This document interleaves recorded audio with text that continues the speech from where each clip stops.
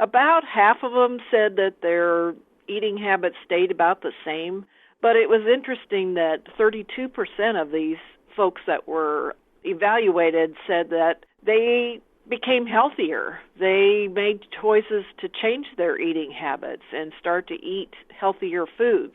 So I think that's a positive thing to come out of this. According to a recent study, nearly 1 in 3 Americans have said that their eating habits became more healthy during the COVID-19 pandemic. In addition, spending more time at home helped people make wiser food choices and save money. On today's Sound Living, a look at consumer food choices in 2020. Sound Living is a weekly public affairs program produced by Research and Extension at Kansas State University. I'm Jeff Wichman.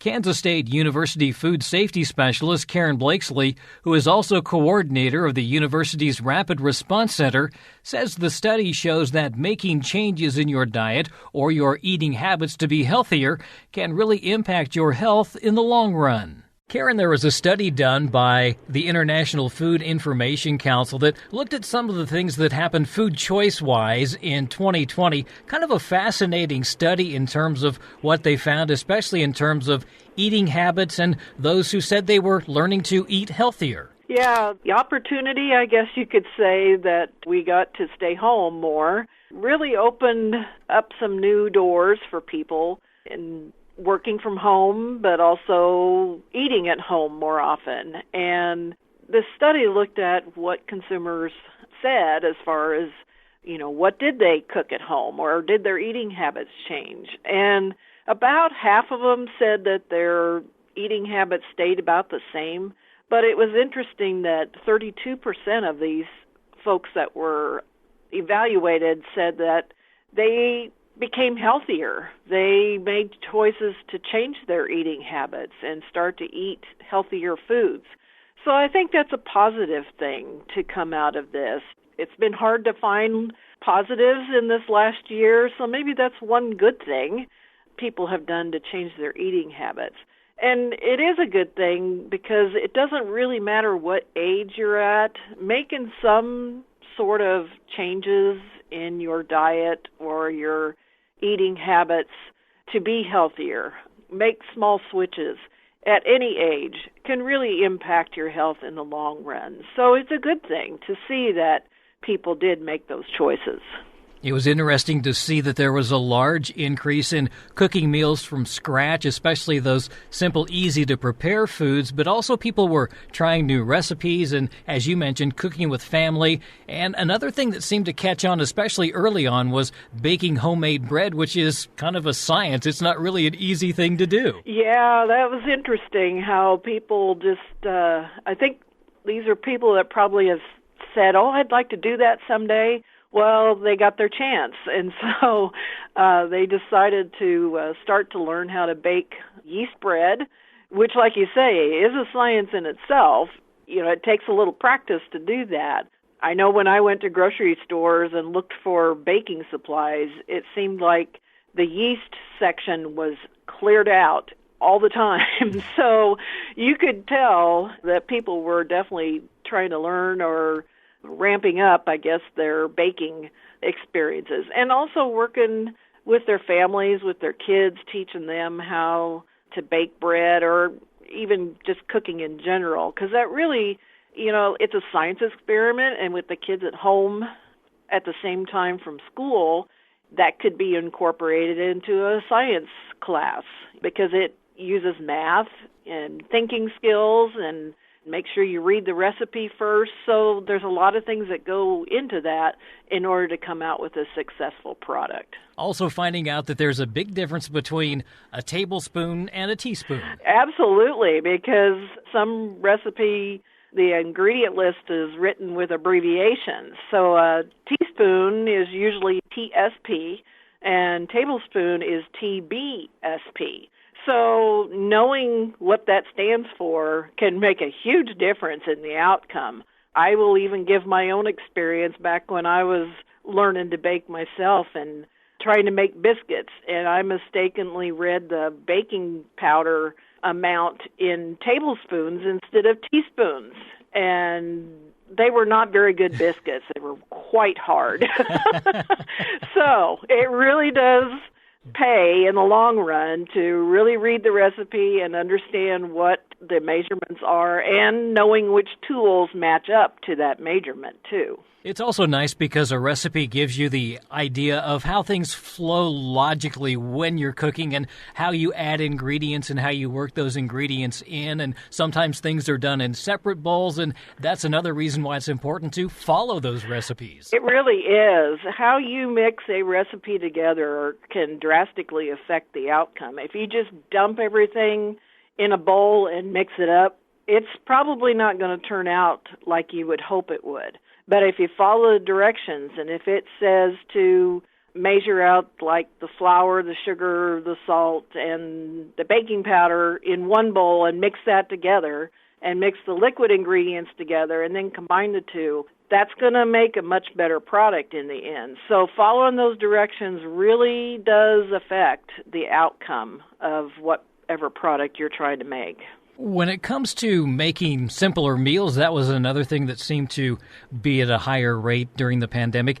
In terms of, I guess, not necessarily preparing the meal, but after the meal, and if there are leftovers, that's where kind of the food safety side of this comes into play. Yeah, exactly. You know, it's great to make all these meals at home, but if you do have leftovers, you do want to refrigerate them. Or you could even freeze them if you know you can't get them used up within 3 or 4 days. If it's a meat-type product that needs to be reheated, you want to reheat leftovers or even soup or casserole-type products. Reheat those to 165 degrees Fahrenheit. But, you know, after you've eaten the meal, you want to get those leftovers in the refrigerator so that they cool down within 2 hours. So absolutely, food safety is an important part of that. And with all the new bakers and food preparation folks in the kitchen, you know, washing your hands is so important. I think we've heard that a lot in the last year, not just for your own overall health, but it really is a food safety prevention technique that can really eliminate a whole lot of problems by just that simple act of that 20-second practice of washing your hands. And cleaning up as you go, I know that's kind of important too in the kitchen, is to keep the counters clean and try and keep the clutter to a minimum. Yeah, it is. And if you're cooking by yourself, that can be a challenge. But if you have limited counter space too, you really need to keep on top of that because the dirty dishes can pile up in no time. So clean as you go is really the motto. Once you're done using something, you know, put it in the sink or put it in the dishwasher. If you're done measuring ingredients out of your canisters or the packages, close them up, put them back in the cabinet, and just keep the clutter out and clean as you go. That'll help the cleanup in the end a whole lot easier in the long run.